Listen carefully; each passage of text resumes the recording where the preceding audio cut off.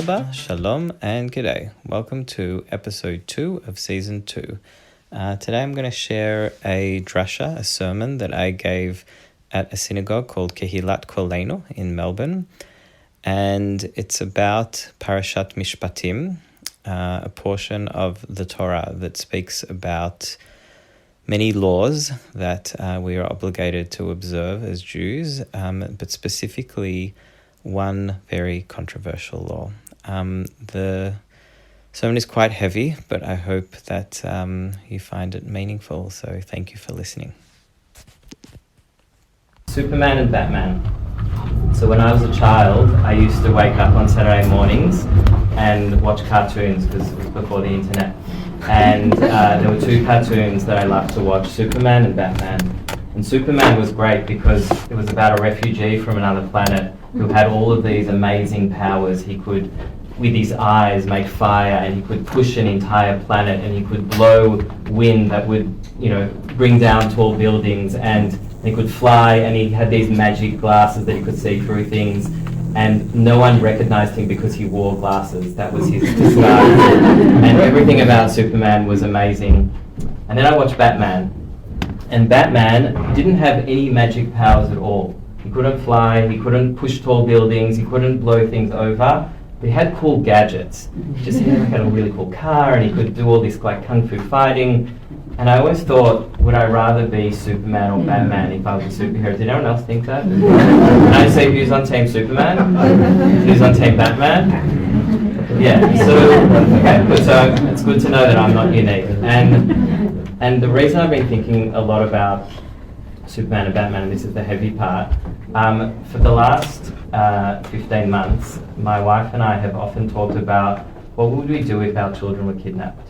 Because we lived in Jerusalem, it's something that crosses our mind. I think it crosses the mind of every Israeli. And I think what I would do is I would tell my kids that they're Batman. I would tell my kids that if they were in captivity, that they don't have any special powers, but if they are wise and they use what's around them and they can find different gimmicks, then they'll survive by being Batman. And then I would tell them also that one day someone that looks like Superman will come and save you. And that's how I would keep them sane if we were taken hostage. And the reason I'm thinking about that now is because of Ariel Bibas. Because Ariel Bibas was a child who loved Batman. And he was 4 years old, and he was kidnapped wearing a Batman t-shirt. And I keep thinking of Shiri, what she would have told him while he was in captivity, and she probably would have told him to be like Batman, because children understand superheroes, and they understand the power of what superheroes can do, and for some reason that makes sense to them in their lives. And as you know, Ariel came home yesterday in a coffin, and there was no Superman to save him, and all of his Batman powers also didn't save him. And I spoke to Calm last night, and my wife, and I said, what's it like in Jerusalem? She said, Jerusalem is always noisy, and it's always traffic, and she was at the doctor, and everyone's pushing everyone, and she said, it just feels quiet, and Jerusalem's never felt quiet before. And there's a sense, I think, like October 7th, that many people in Israel are sitting Shiva. And what does this have to do with the Parsha? Because the Parsha this week specifically talks about this moment.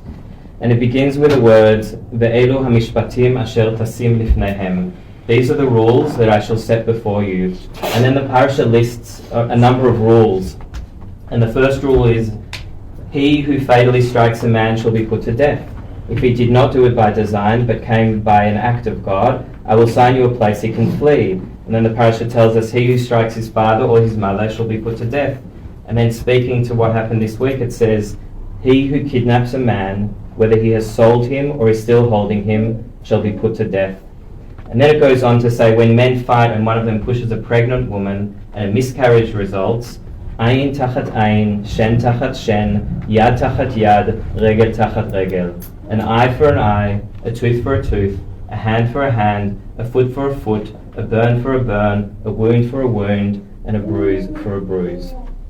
Now, while the rabbis understand this largely to mean monetary compensation and not to go poking people's eyes and teeth out, many Jewish Israelis are reading this week's parasha all over the world, and this is making a lot of sense to us.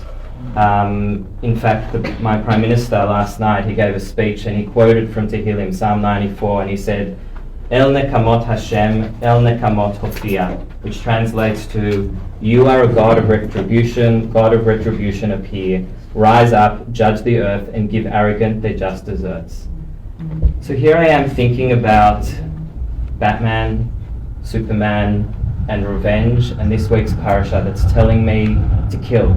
It's telling me to do an eye for an eye, a tooth for a tooth, and to avenge injustice. And so, with that in mind, I've written a letter to Hashem, telling Hashem how I feel about this week's parasha. Dear Hashem, hi, I'm Ittay.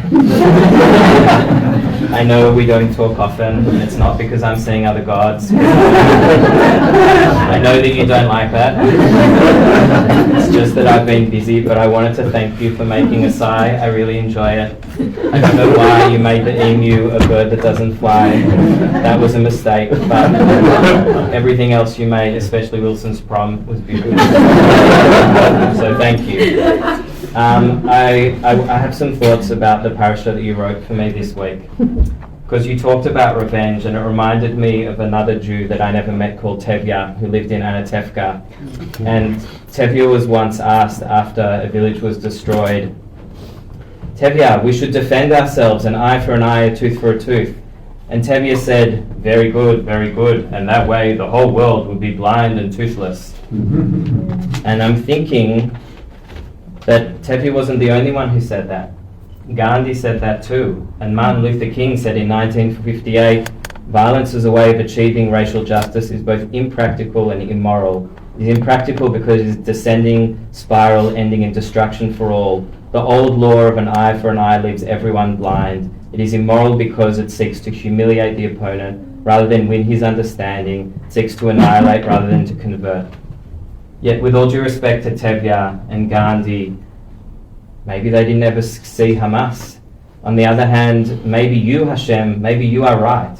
Maybe there are certain types of evil that one cannot dialogue with, that one cannot reason with, that the only option is to fight to the death.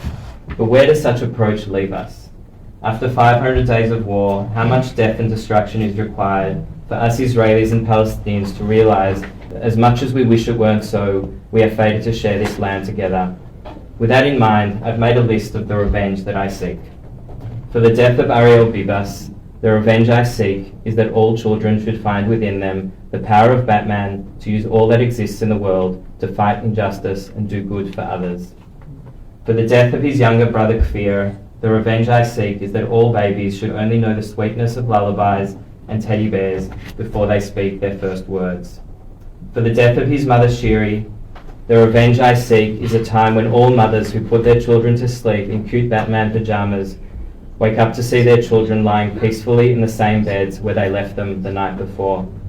And for the death of peace activist Oded Lifshitz, a man who volunteered to drive sick Gazans to Israeli hospitals before he was killed by wicked men from the very place he tried to help. For him, the revenge I seek is that we never let evil acts of others cause us to lose our compassion for the innocent of our neighbouring nation, or turn us into people that no longer embody the greatest mitzvah of the Torah, ve'ahavta l'recha kamocha, to love your neighbour as yourself. Hashem, if your revenge is an eye for an eye and a tooth for a tooth, I sadly want no part of it. For the people of Gaza and Israel have lost enough eyes, teeth, limbs and hands to fill the greatest of earthly graveyards. But if revenge can be any of the visions I hold, of equality, of mercy, or of peace, then please, please, please, may the revenge I seek be realized speedily in our days. B'mhera v'yameinu. Shabbat shalom.